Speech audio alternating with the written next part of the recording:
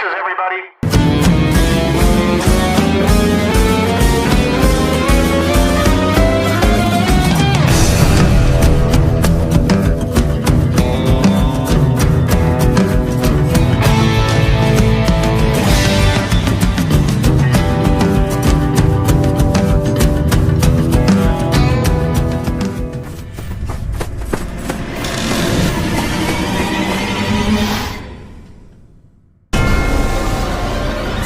Ladies and gentlemen, welcome back to UNSUNG. This is, 9 now of Season 2, of course. I welcome you all back. I have a fabulous, and I don't know, all my guests are fabulous. But, you know, we've been talking off camera with this gentleman today, and although I've worked with him on several occasions and we got some work coming up, it's really just impressed me how we have been able to discourse and dialogue just in a really honest way, even off camera. And I believe that that's going to come here in the next hour that I have with him. What do I got to say about this guy? You know, there's sort of an obscureness, perhaps historically, to him. However, I think he's really started to find his legs and bring something to this civic scene that in my estimation is as valuable as anything anyone else is doing out there, and probably part of the reason for that is because it involves people. So, without further ado, I would like to introduce you to the guy I know as John Ibrahim. John, how the hell are you doing? I am doing well, thank you very much. Good. Pleasure to be here. Good. Well, sit back, relax, and you too, because like I said with Trish Edwards, we're going deep. We're going deep. Gloves are coming off, and it's going to be great. So, tell us, the people, where do you come from? What's your background? Where are you born? All that kind of good stuff. I was born in Edmonton, the son of a German war refugee and a Dutch girl whose parents were farmers in Minburn, Alberta. And they got together and started a family and had children and moved to Calgary. And so I grew up in Huntington Hills in Calgary, and my mom was a church organist and a piano player. So, you know, I was forced to take piano lessons, and then joined a band in high school or junior high school, and started playing trombone, and you know, went through the Calgary school system, living in a suburb of Huntington Hills, and you know, coming up through our mutual friend Brian Thurlasius was running my high school band program, and then you know, and then graduated from high school, went into engineering, but kept playing trombone in the Wednesday night big band, which is still going 30 years later. Right. What a big, yeah. I mean, who doesn't know the Wednesday Night Big Band? Who's doing that now? Like, it's Brian Thurlasius is still running it, although he's retired.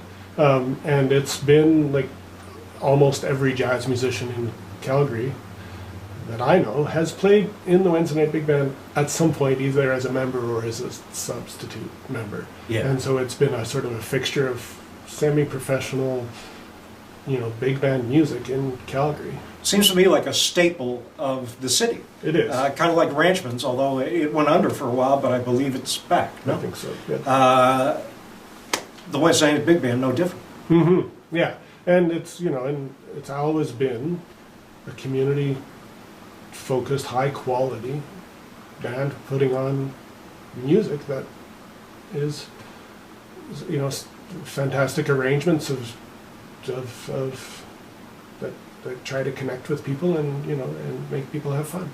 So give me the trombone story. Well, where'd that come from? Actually, it's an interesting thing. I remember when I chose it in grade 7, and it was because it didn't have keys or buttons.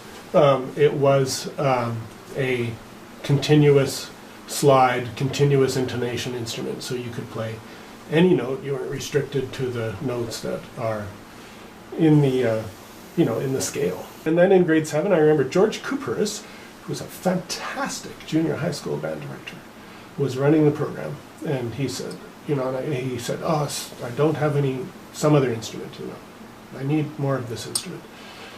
Same old story, never enough of this instrument, whatever it was. And I said, well, Mr. Cooper's, maybe I could play that instrument. And he said, no, you should stay on trombone. You've got trombone player's lips. Trombone player's lips? Which I think comes from my little tiny minuscule amount of Indonesian heritage. What? My grandfather was born in Indonesia, and he was an Indo, which is Dutch and Indonesian mixed people, much like the Métis in Canada.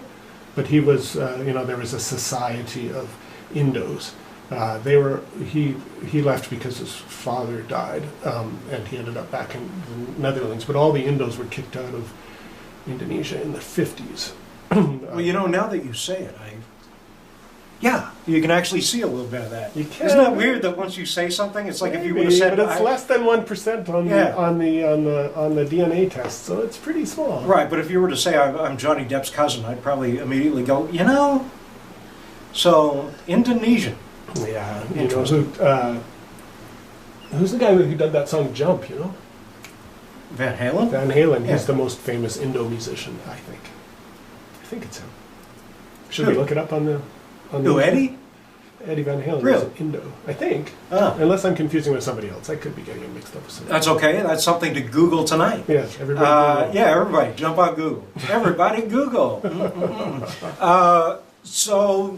Well, that's fantastic. The Indo... So the big lips, the continuous movement, the microtonality, the ability to play slides and glisses, and I think the limitations of the instrument, and this comes to some other stuff I'm doing with music too, which I'm sure we'll talk about later, but the limitations of the instrument, the fact that you can't, you have to move your arm for each note, means you can't do everything with that instrument, which means you're forced to interact with the instrument in a way that respects its abilities. And you're forced to create something together with those limitations. Right. I feel the same way about the drums. I've never experienced sitting around a campfire and people singing along to a drum set. And so the instrument itself has limitations. And it's always a challenge to take that instrument and the limitations of such and make it work. That's why I think that drummers, can be some of the finest musicians, because they are limited in terms of their, harmonic capacity and things like that, although there are harmonics you can produce. Overall, it's a basic rhythm, static, staccato type of instrument. And so you really have to understand your role as a musician. And God knows I never overplay. But you certainly have to have that in the forefront of your mind. So what's going to happen, and Gavin doesn't know this yet. What's going to happen is Gavin and I are going to create a brand new product, and it's going to be Gavin and me and another horn player who sings. And it's going to be something new. Ah, wow. And it's going to be based on, just watch and see. Predict this is going to come Ladies true. and gentlemen, you, not just as much as I right now, are being fed this information for the very first time. So I look forward to whatever the hell it is he just said. No, that's fantastic. And once again, what would it be that you take a trombone and a drum set and actually try to make music out of those two fucking things? Come on. But wouldn't that be a challenge? No, we got another horn player, and Oh. and we're all going to sing. Okay. All right. A little bit. Okay, whatever you say, dude. I am all on it. Look, I want to get to you, the man. John Abraham. You and I met several years ago, 10 years ago, probably, if not more. At one point, I even threatened to do your basement. Gavin Sarosian and Stefano Baldo are The whole record.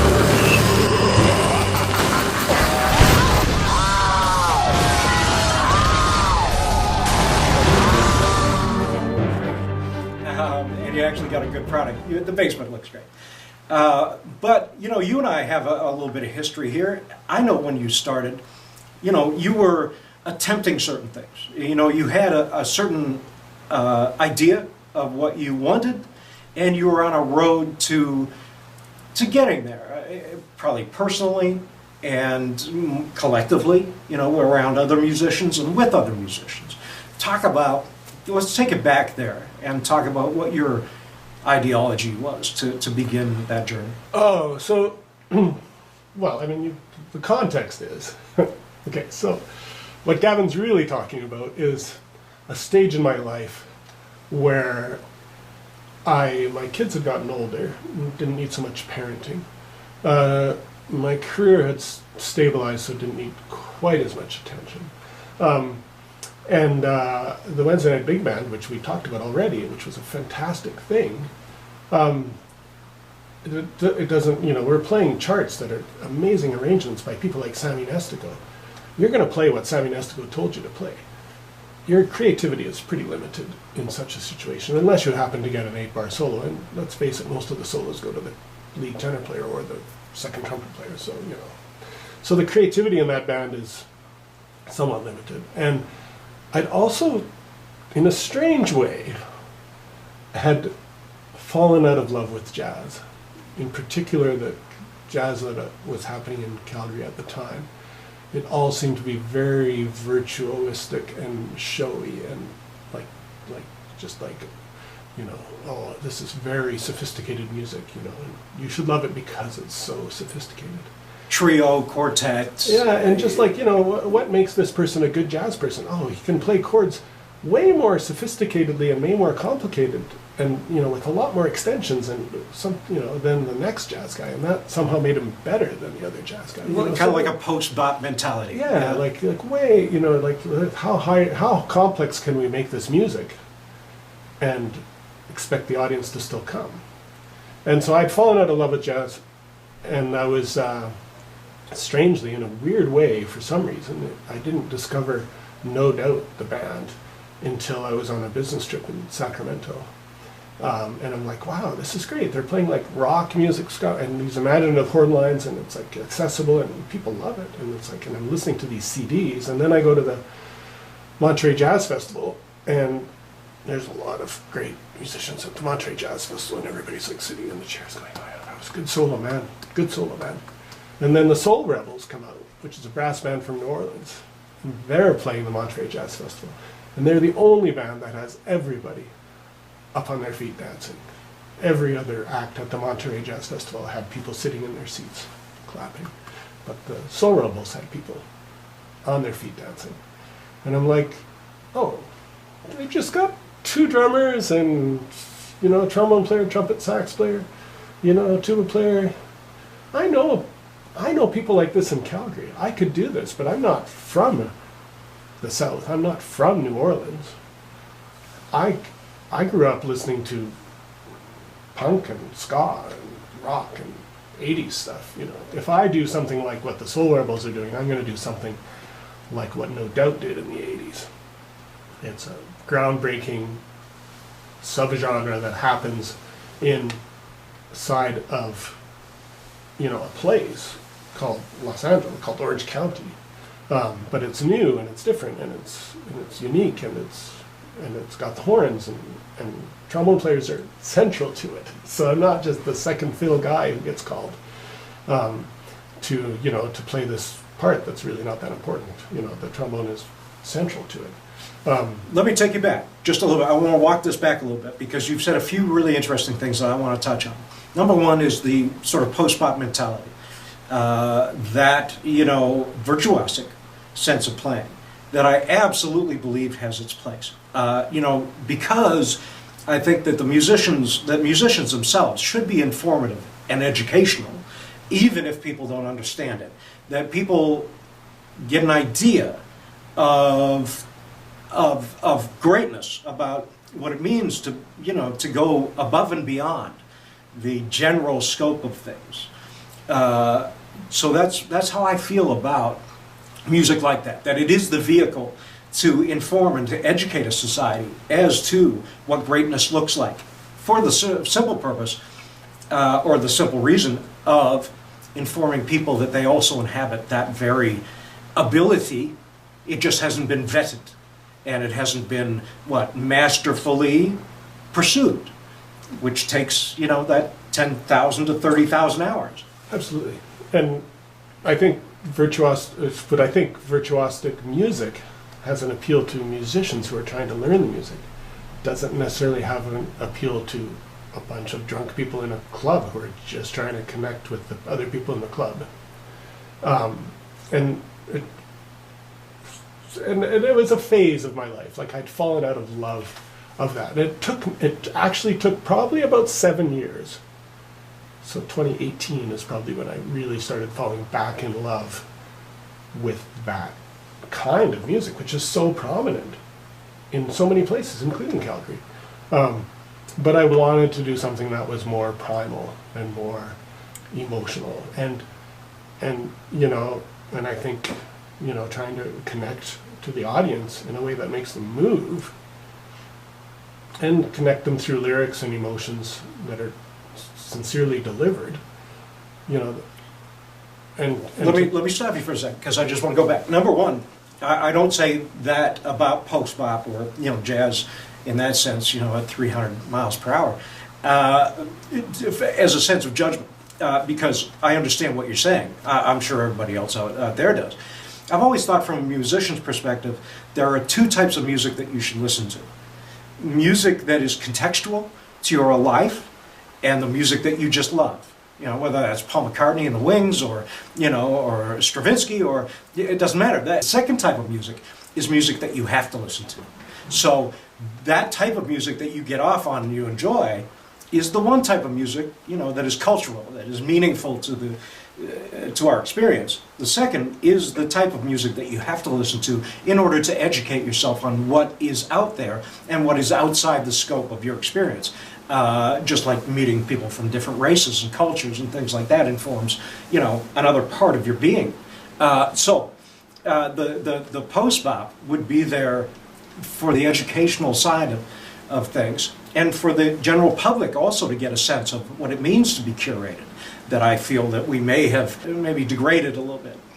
But the other type, and that's the type that I know that you really latched onto, which is that intrinsic music, and the part of music that is tribal, that gets everyone together for the sake of community and humanity, and, drunk people aside in a bar, we could discuss that element, but that side of music that connects all of us together. Well, I think I've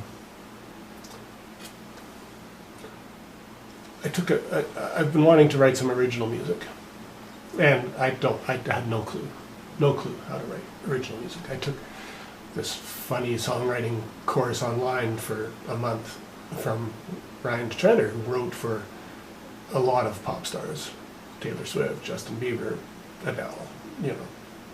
He's a genius songwriter, and he tried to explain how to compose music. And aside from the fact that you can't teach that level of genius, he brought, and it was kind of a dumb course. I'm not necessarily recommending it, but he taught a sequence of music writing, which I think fits into my priorities for music. He starts with the groove, the fundamental beat and sound and feel and tempo. He starts with the tempo and the groove and the feel and and in the chorus usually, but he starts like establishing, I want it to sound like this. Then next he works on the melody, singing gibberish, which may be lyrics that end up in the song, or maybe lyrics that completely disappear from the song. And so the primal part, the most important foundation of the music, is the melody and the groove. And I think so much of the music we're taught, especially people who take music lessons or take music in school or in this classical sort of formal instruction, they don't focus on the groove and the melody. They focus on other aspects of performance, And Such so as? such as maybe tone or tempo or accuracy or or inflections in the voice or just like just playing the right notes. Just play the notes that Mozart told you to play. Or keeping the tempo. That's part of groove, I guess. But it's just like if you look at somebody playing something off the sheet music. They're playing the notes that somebody told them to play. They're not focused on the groove and the feel of it, right? Whereas, as far as I can tell, everybody who's running a garage band with no instruction and no formal music education, and they're just getting together with their friends in a community environment, they're mostly trying to imitate the sound and the groove of the music they hear on the radio or on their records. And if you look at where ska came from in Jamaica, or where any sort of music formed, it really comes from that fundamental groove nature of it. So let me stop you just for a sec. I want to ask you some questions about that. I think that's, excuse me, a very interesting concept or ideology, and a very simple one. You and I talked before about bringing it back to the basics. I'd mentioned that to you. And to me, it sounds like this guy, whoever he is, I mean, once again, you hear about Taylor Swift and all these other people. You never really hear about what's underneath that and the genius that comes from that. Who wrote those songs? Right, and the genius itself seems very simple to me. However, it's a revelation in simplicity. Because basically what this guy is doing, I think if I'm getting you right, is walking it back to basics. He's taking the foundation of rhythm, which probably is the first instrument necessarily. Before we strummed something that, that was fabricated, we hit something that wasn't fabricated, that just existed in nature. So we're taking it back to that very fundamental element of rhythm. Well, rhythm and the basic harmony, like a lot of times his groove includes an implied chord progression, like a two-bar progression or a 4-bar progression. So it's the basic groove of the chorus usually, or it could be of the verse, but it's not just the rhythmic groove. It's also the harmonic sort of lilt and feel of the song, and then put the melody on top of that, and that's the hook. But you the could groove and the hook and the melody, right? And everything else is secondary to that. Sure, but you could also make an argument for the fact that in nature itself. So let's just say, I mean, I'm fantasizing a little bit here, but maybe for a good reason. So you start out with just playing on a log, right? But as you're playing on the log, you hear this something, outside of yourself in nature that is making this humming sound or this, right? So as you're doing that, you're getting the foundation for both of those things in real time from the elements, natural elements that are around you, and then on top of that comes maybe the construct of the entire form of the music itself, right? But you're starting with those very foundational elements which exist all around you, and then you're expanding on that. Instead of taking a top-down approach, you're taking a bottom-up. Exactly. Yeah. And I just, it was just like instrumental, and then I realized, like, I didn't take this course until last year, but I realized, in a sense, that's what I was trying to achieve with Delirium Street Party Brass, is like this, this emotive feel in the audience, And I was lucky enough, so when I first started this, then I went to New Orleans a couple times, and it's like, and, went to Preservation Hall to see the classic jazz, but also just all the street bands. And I realized that in New Orleans, music is fun. Music is always, well, not always, but Should be. There's an emphasis on fun Based on. in music in New Orleans, right? And you might be the best trumpet player in the world. It doesn't matter how good you are. If it's not fun for the musicians in the audience, it's not going to fly in New Orleans. It doesn't matter how good you are. It has to be fun. And so I think this is what sort of, and then I ended up in Edinburgh on a genealogy trip for my wife's genealogy, and and I ended up at this brew pub in Edinburgh, and they had the Backchat brass band show up, and it was just like they were storming the brew pub playing with their brass instruments, and I'm like, and everybody's just grooving to it. And they only played for like 20 minutes, 4 songs, and then they went away and came back 40 minutes later for another 20 minutes. And people are in the brew pub, they're having fun, they're talking to their friends, they're just having a good time, and then this brass band storms the hall for 20 minutes and leaves. And it's like, the music is moving people. And they didn't even have any lyrics, because it's all just brass band covers of stuff. And so the music is moving people, and that's... It's that intrinsic sense of celebration that we Right. all inhabit. That all we need is somebody to pull that trigger, Right. and we're off to the races. Right, but it's not just celebration, too. I mean, music can move you in many other ways as well, and I think, it could be a very sad song, but I'm really trying to focus on the vision is really the happy party. It's called Delirium Street Party Brass. It's like a bunch of people dancing in the street and having fun with some drums and horns and, Right, well, that joyous celebration is Yeah. intrinsic in the name that you've given Right. the band. But Right. I'm going to walk you back a little bit to New Orleans. So from Edinburgh, Scotland, we're going back to New Orleans. I want to talk to you about, because you're right, I lived a number of years in Baton Rouge, I saw very close to New Orleans, and so I made my way to New Orleans on many occasions. Never got there for Fat Tuesday or Mardi Gras, and I okay. wish I would have. No, But it's better off just the normal. I know, ebb and flow. stay out. Yeah. Nah, I wanted some beads. Yeah. But beyond that, you were discussing that sort of second line concept, which to me is pervasive, of course, in New Orleans music. That had two elements to it. Because the funeral dirge was based on part of the second line concept. And if you hearken back to Live and Let Die, do you remember the scene? And I'll explain it. So many people remember this scene. There's a scene where the guy's on the street corner in New Orleans, right? Roger Moore, right? Starred in the movie. And there's this band going by, just this liturgical dirge of music. And the guy's standing on the street corner, and this guy comes up to him. And they're carrying a coffin. And the guy says, what's going on? What's the sad music about? And the guy goes, oh, somebody died. And the guy looks at him and he said, who died? And the guy looks back, he says, you. And he stabs him, right? The guy falls down, and they come over with the coffin, pick him up, and then the music changes. Everything's celebration. But that is intrinsic, so that duality of pain, suffering, death, it's sort of superimposed with the element of rejoicing is both necessary, I think, as our struggle as human beings, as our human nature.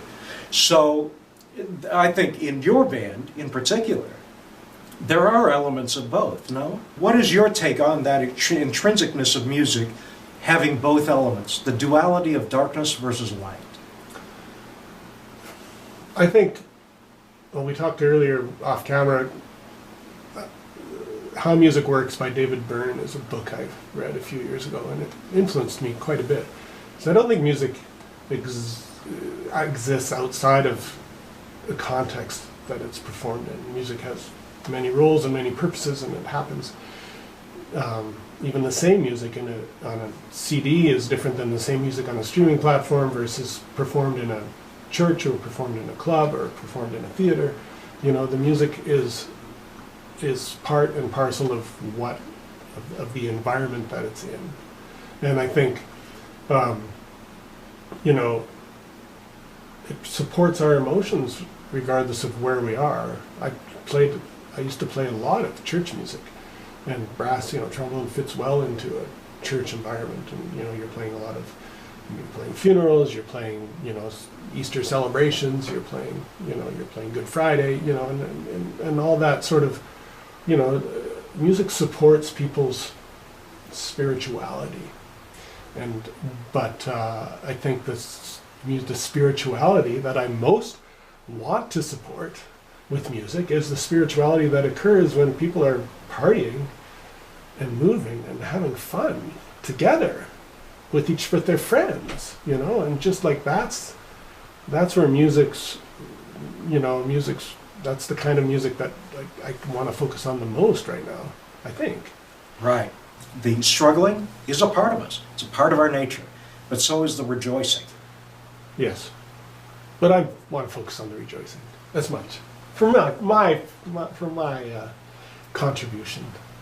I get it. Yeah. That you know, that's what's interesting. We talked a little bit about this, you know, and you mentioned to me that, well, you can't do everything. Right. And I totally agree.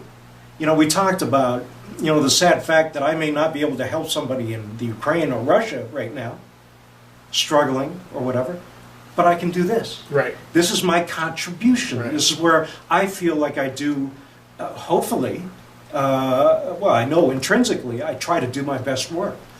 And so this is the influence I can have. And I think one of the things that I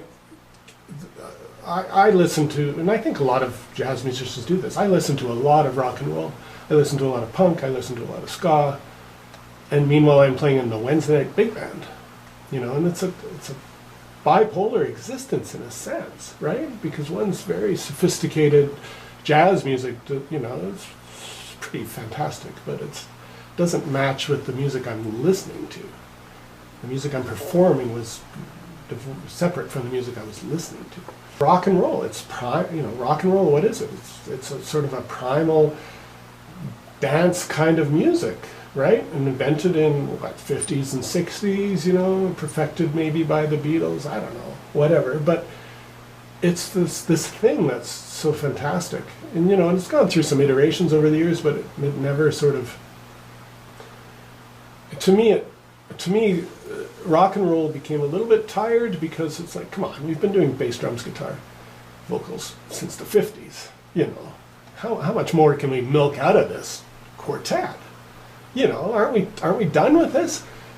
But meanwhile, you know, the music I'm performing is not at all what I'm listening to, and it's like, what I need to do is take these worlds together. I need to take the rock world, which frankly most of the musicians I know have no clue about because they're classically trained in a university environment. They haven't lived rock and roll. I need to take this rock world, which I've been trying to figure out. I've been trying to figure out for 40 years.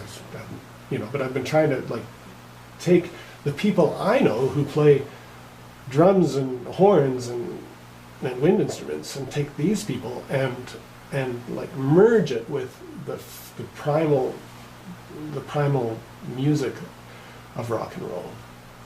And that's really what I'm trying to do, is get these things together. And what I realized is that, wait a minute, I actually, in 2011, there weren't too many people doing it, but what I realized is that kind of the Soul Rebels had done it because they'd taken the New Orleans street band and put in sort of hip-hop stuff. And in the 80s in Orange County, they'd taken the Jamaican ska music and merged it with rock and roll and put horns in it, and that had happened already. And then I realized that the British in Scotland and England, they had some of these brass bands that had existed for hundreds of years as these colliery brass bands. They had taken their music to the pubs and turned it into something more primal. And then I realized that in Eastern Europe, there's this tradition of heavily entertaining street brass bands that are very, very, very audience focused and energetic. And so I realized that these things had been happening a little bit around the world in different ways, but that hadn't been happening in Calgary, and hadn't been happening to the way I wanted it to happen either. So that was kind of your vision, right? Yes. In a nutshell, was your experience and your observance right. of all this great music that was touching you, for lack of a better term, and something that you wanted to express, and you were on a journey to observe and also gain the information as you observed of this being done out in the real world. Right. Shuffle Demons had been, so I realized fairly recently, is I used to listen to the Shuffle Demons a lot when I was in my 20s and 30s, and they had actually been doing something very similar in Toronto, 30 years ago. And, so it's not like this hadn't been done before, but let's take these things let's take these things and combine them together in a new way that hopefully is entertaining and imaginative and is focused on people in a room together, just experiencing it, and it's not tired, it's not same old, and it's something unique yet familiar and fresh, and it's bringing people, musicians and fans and just random people together. You and I, again, were talking about that necessity for us as people to create music as a community, as a group of individuals. That doesn't mean that a group over there and a group over here, lots of groups. But we were talking about that whole, and we were using Drake as an example, but there are lots of examples of this, of how music, popular music, perhaps, has become very individualistic and very focused on, and centered on the self. I want to walk that back a little bit, because you said that maybe rock or the four-piece band was starting to wane, was starting to, maybe had its day, it was becoming tired, I think was the term you used. And I would like to just delve into that a little more, maybe even see where we get to with that. Because, I'll also say that this show, it exists for every sense of reason. It's sort of like, a musical Sesame Street, like these are the people in your neighborhood. It's maybe a little part Joe Rogan. Did he say Joe Rogan? Yes, he did. Don't judge me. There are many elements of this podcast that I'm doing that I find very important and very necessary. Part of this is a thought experiment. Part of this is when somebody says something, I like to take that as a thought experiment and think about it. So I'm going to pose this to you and just give me your feelings. I have I haven't defined a position on this, but do you think that rock and roll was getting tired? I mean, rock and roll is basically just a form of music. It's an expression of music and done in a certain way, right? That's all classical is, in a sense, in every form of music. But was it that form of music was getting tired, or was an industry getting tired? Was an industry becoming restless? Was a society changing that necessarily was moving from one thing into another? I think you mentioned Drake, and I'm a big fan of Taylor Swift. I think music, there was an opportunity to change music. There was an opportunity to change music, to free it from its confines, to take one person to be the figurehead, like the top of the, like just the imagery of it, like the head of state, the president or the queen or something, So are you saying, sorry, I don't want to put words in your mouth, are you saying centralizing? No, not really. I'm saying let's create a product that hundreds of people can contribute to, and that has this amazing, it's been assembled from the best people that we can find, and if we need somebody to play, handpan, we'll bring in the best handpan player to Los Angeles, to the studio, to play these 15 notes on handpan, because hey, we're doing a Taylor Swift album. Not that Taylor Swift has handpan, I don't know, but whatever. We are able to bring in people to create this product, and it could be, the best people in the world create this product, and then let's market it as in the imagery of the lead singer. And it doesn't detract from the product that it's been marketed in the imagery of the lead singer. It's still just as good of a product. It's an amazing product. It's been created with all this amazing stuff, and it's designed to be fed to you on the radio or through Spotify streaming or through some video that you see, and we shouldn't, so that pop music has freed itself from the guitar, bass, drums, vocal, foundation of rock. Okay, Pop music has gone beyond that four-piece ensemble, and it's become something that's created in the studio with computers and marketed around the lead singer.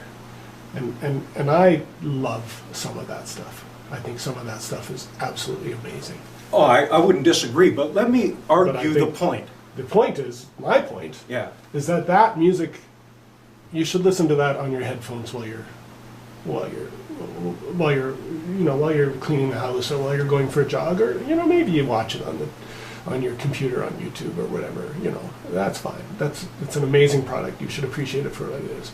But when you're going out with your friends, let's experience something that real musicians create in the moment, that moves you, that isn't created in a studio by flying some guy in from London to play hand-pan. It's created in the moment with the people that you can gather together in the room with you. Okay. And- Right. So the gathering together, i.e., a concert environment, is something that people should experience. Right. But let me ask you a question. There's so many ways to go here.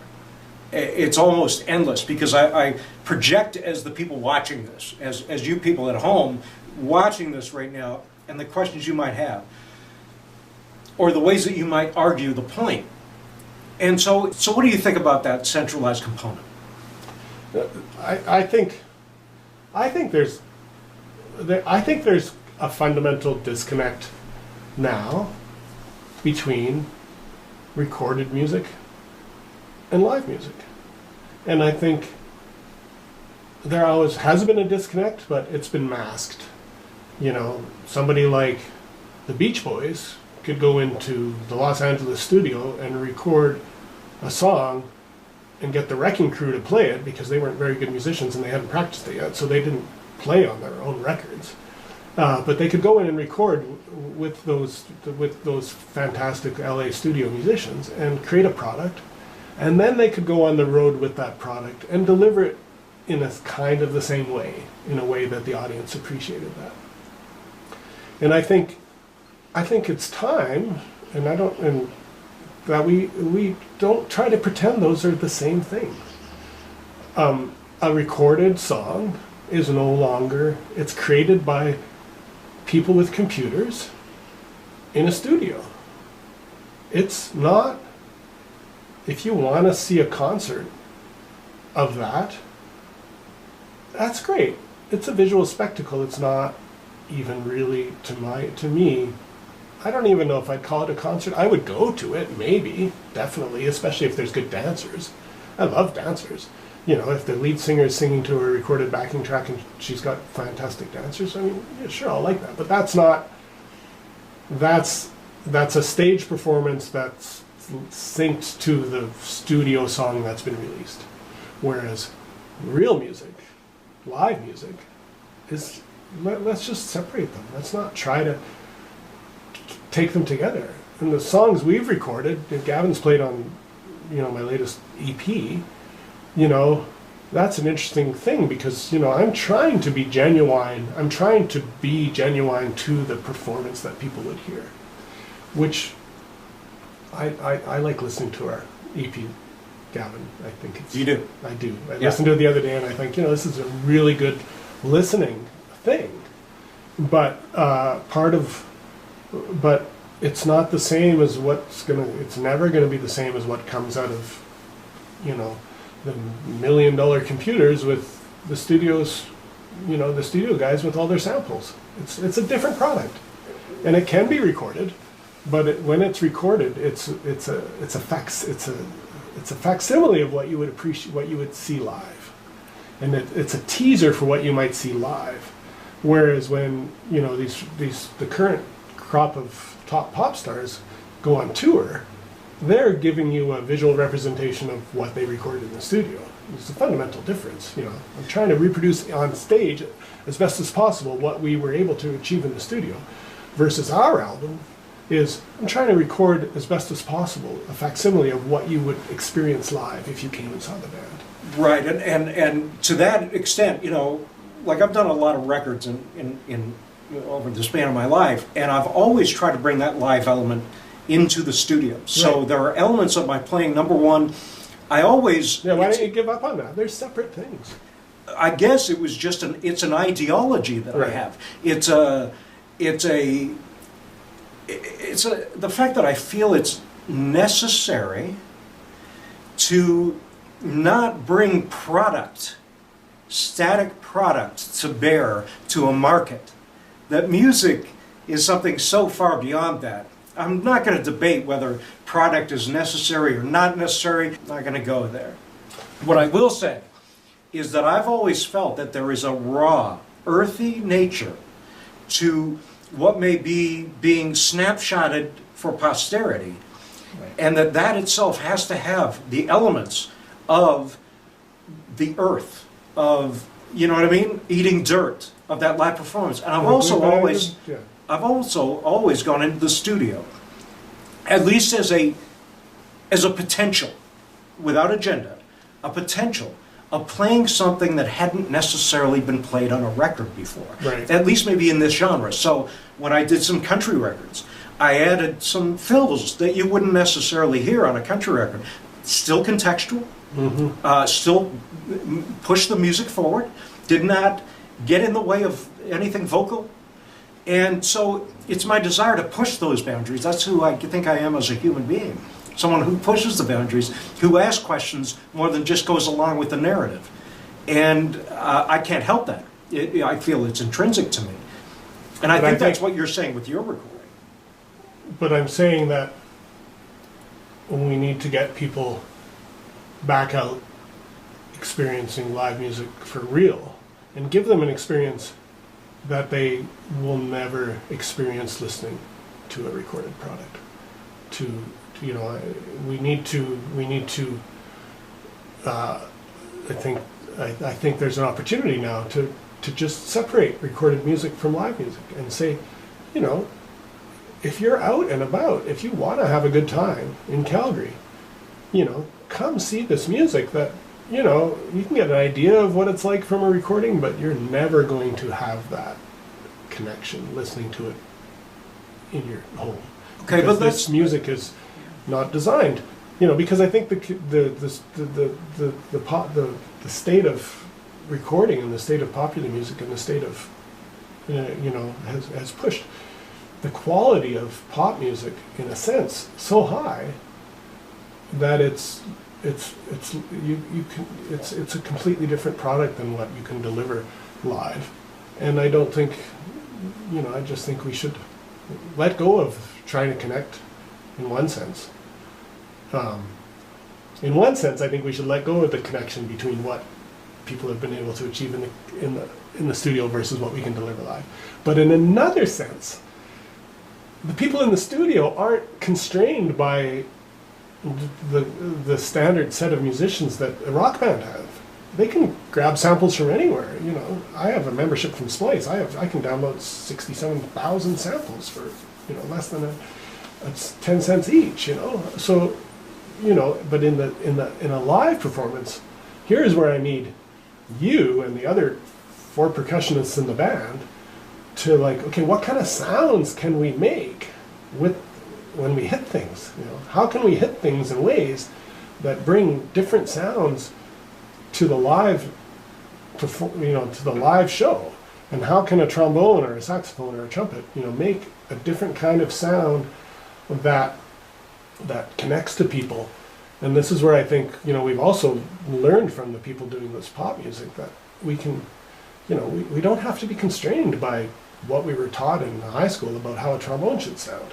Or what we've heard people do on Stravinsky albums or Miles Davis albums. Let's do our own thing, but let's make it this primal connection.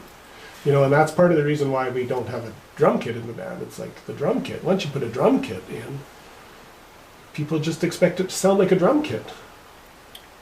Like let's have 4 percussionists or 5 percussionists, and let's see what kind of thing we can make happen that's, you know, new and fresh and a little bit different, but still got that primal kind of groove. And then let's layer on the harmonies on top of that and try to connect with people, you know? I want to get to that. Because look, I'll tell you what, the possibilities are endless, you're right. I mean, with what we have with computers now, and sounds and samples and everything else, the possibilities are limitless. We have a lot at our disposal. But, and you and I talked about this before we came on, and I introduced, I think, a thought to you. And I want to talk about that. And that thought is that it feels to me, I get a sense in my humanity, all right, I'm going to strip away all the possibilities of samples at the moment and what music can be. It seems to me that the world itself at this moment is experiencing a, for lack of a better term, a shedding of its skin from every part of our humanity and from what we call the world. It is happening in all four corners. And in every discipline and in every facet that we exist in necessarily, it seems like the threads are unraveling. And what I mean by that is the historical constructs or the historical foundations that we have necessarily set up for ourselves as a humanity, as a people, and the questioning of that foundation and the pursuance of perhaps a more equitable way of doing things. Now, when I say that, when I relate that to music, it is that what I think you're saying at the foundation of everything you're saying, that we get back to live music.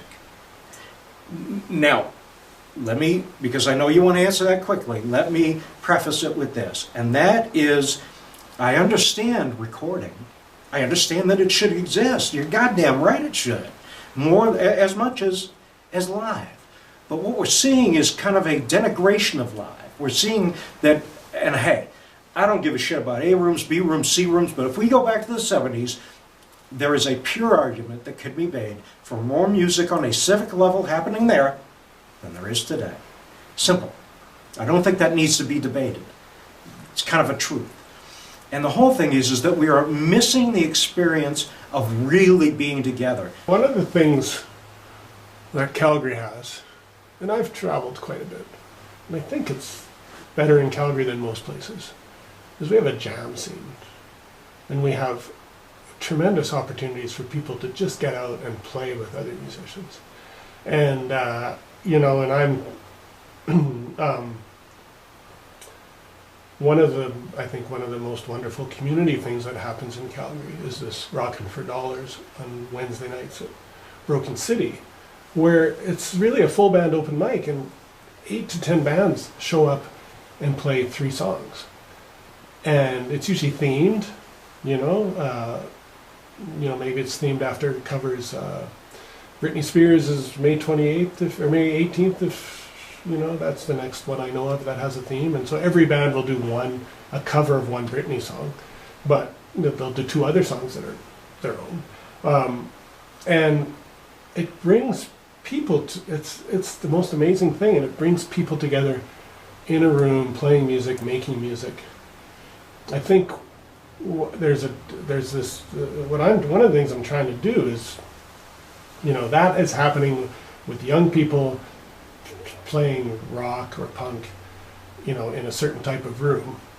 And most of the musicians that you and I would know are not participating in that, right?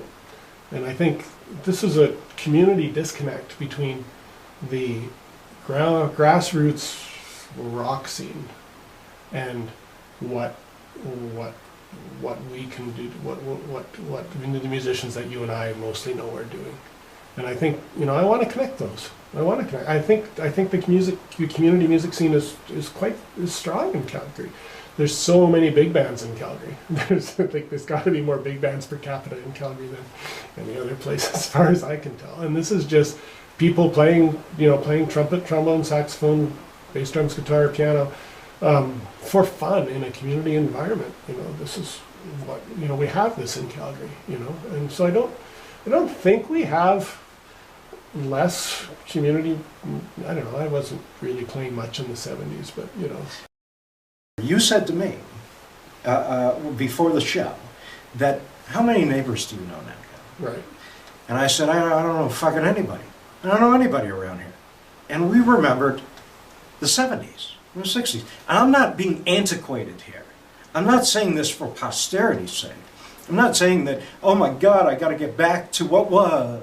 No. I understand that there is a newness, that there is a shedding of skin perhaps. Well, I don't know why it actually sheds its fucking skin, and I should look that up. I should Google that. But there is a necessity for it in nature, and that's why it happens. And it seems to me that that's what's happening now. And I really want to have that conversation, because that conversation leads to new skin. And that, I guess, is good for the snake, and it can't be any fucking worse for us. But the reason why it's a street party brass band is because if we're playing, if we were playing a block away with a brass band, with drums and tuba and trombones and trumpet, even if you didn't see the announcement in the community newspaper, you might hear it. And you might walk over there, and you might hear us playing in your neighborhood. And guess what? You're going to start talking to the people who are beside you, and you're going to get to know some of your neighbors because you walked out to hear this brass band together. And and I think music has that ability to bring people together. And I've recently, so I went to Ireland a couple of years ago and spent some time listening to traditional Irish music in traditional Irish pubs. And it's the most amazing thing. I mean, for the most part, there are people playing the same songs for 200 years, and they haven't changed them for 200 years, and they're just playing them the same way they've played them for 200 years. There's no effort to try to change the tradition. And for the most part, they're playing them at the front of the pub when you walk in. And so you walk in and you experience this music a little bit, but a good portion of the people in the pub walk away from the band and actually aren't listening to the band. And so they're drinking with their friends at the back of the bar, not even listening to the music. And as a musician in Calgary, that would be embarrassing because people are not listening to the music. My music is not good enough to make people listen to it. But what I realized in Ireland is no, they're still there because of the music. They came to that pub because that pub is playing the music that touches their soul. And if they're if they're drinking with their friends and having a conversation about life with their neighbors, and the music is in the background, that is also okay. And that is also valuable because the music is why they're there, and the music is permeating their existence. And I guess that only works if there's a groove to the music. Like, it can't be some esoteric fancy thing. It's got to be sort of a pulsating Irish lilt, that. It seems to me like there's a fine line in what you're saying, and I'll explain what I mean. What I mean is that it could be taken as a publicity tool or a tool. The band could be out front to draw people into the club. Now, that could be just a propagation tool for the club, you know what I mean, so that they can get people in and treat the musicians like they don't necessarily matter, because that's part of what you supposed when you were watching band or thinking about this. But when you walked in, you realized, no, this is the soundtrack to the lives of the people inside the bar, creating dialogue. That dialogue that, once again, I mentioned to you, in the 50s, 60s, we talked about science, we talked about fucking vaccinations, we talked about everything. And why? Because we didn't need to be experts. We were close to, we were in proximity of politics and science. We all felt like we had a voice. Now, God forbid we fucking mention what we think about science. Why? We always did. We always talked about sciences. We knew we didn't have to be scientists. So what you're saying is that music is a part of that culture. It is the soundtrack to the lives of the people, having valuable conversations about life and art and music and politics and religion and everything inside the club itself. And in Edinburgh, the brass band, Backchat Brass, but there's lots of bands, Fat Cat Brass, and there's another one. In Edinburgh, in the club, the band will come out and just interrupt your conversation for 20 minutes and play 4 songs to get you amped up. And then they'll go away, and then you can continue your conversation. But in Ireland, in the traditional pubs, it's more of a continuous, this is the music we've been listening to for 300 years. We're still listening to the same music. I was watching, last time I was, one of the last clubs I went to when I was in Ireland last time was, there was a dozen people intently watching the band, and maybe another 80 who were sort of not really watching the band. But a musician comes in with her child on her lap and pulls out her, I think she was a flute player, and pulls out her flute and just joins in for a couple of songs. And then says, well, I gotta leave because, I gotta pick up my other child or wherever she had to leave. And that kind of music just flows and ebbs, and it's part of society. And I think, this is, music is, one way or another, should be the soundtrack of our lives. And I think live music can do that much better than recorded music. In my mind, recorded music is actually now better to be listened to in isolation in your headphones at home, or in the car while you're driving by yourself, where you can focus on the music, but in the rest of your life, hopefully we can have more live music. If anything, you've strengthened, like I said before, what I believe as the 2 fundamental types of music. And those are, whether we call it the soundtrack of our lives, or the music that is in context to the civilization that we inhabit. There is that. And then there is also maybe the soft seat, the place where people actually come in to listen to that music because it is informative, inspiring, educational, and it also provides us an experience. But here's the problem, is that just as you and I are talking, there is so much shit to unravel here that we can't do it in one aspect. So I want to have you back. Because really, dude, and I don't mean this to blow smoke up your ass, there are so many underlying currents here that this isn't a one-shot deal. So I'm sorry. You'll have to make room for me again and make room for the people that I think... What's the sequel going to be about, Gavin? I don't know, The Reckonings, Jean Ibrahim 2, The Reckoning. I don't know. We'll see what that's about. But, brother, this might sound like blowing smoke up your ass, but I'm going to say it anyway. I get the sense from you that what you care about is is really the town you're in. I mean, once again, I had Trish Edwards on here, and you guys, if you guys aren't checking that out, check it the fuck out. It's actually pretty good.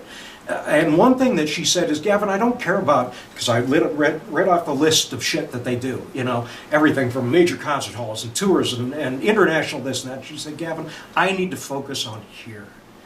This geography, right. The geography in which I inhabit. And it seems to me like civically, you give a shit. Absolutely. And I've traveled to a lot of places, as I mentioned several times. There's of the places that I've traveled to that I've been impressed with musically in the sense that I feel Calgary could aspire to. There are 2. Toronto and New Orleans. Every place else I've been to, I've realized this isn't as good musically as what's happening in Calgary. Calgary, especially on a per capita basis. That's why I'm doing this podcast, is because the foundation is us. Dude, you have mattered. The things that have come out of your mouth, I hope people are watching, because I think they are true. I think they're honest. They have a sense of humility to them. And I think that that's a good place to come from. So, ladies and gentlemen, I want to thank you for watching this. And once again, as much as I've had John and I've had Mike Clark on and I've had a lot of people on, this is a show for you, and I want all of you to come on because you all have a voice. You all have something to say. And I want you to say it. I really do. I'm putting together a town hall right now that is about all of us. It's a place for all of us to get together and to speak to the truths, I think, that John brought forth today. that we really do have a voice. How much more can I say that? I can't convince you of it. You have to be convinced of it yourself. You do have a voice. We all have a voice. And collectively, I think we can do something. And holy shit, that might actually be exciting and not draining. Might actually be a good thing. So I love you all. Be well. I'm coming at you next week. And until then, just love, man, and accept. All right? Bye for now. Bye-bye. Man, that was so good. Just so honest and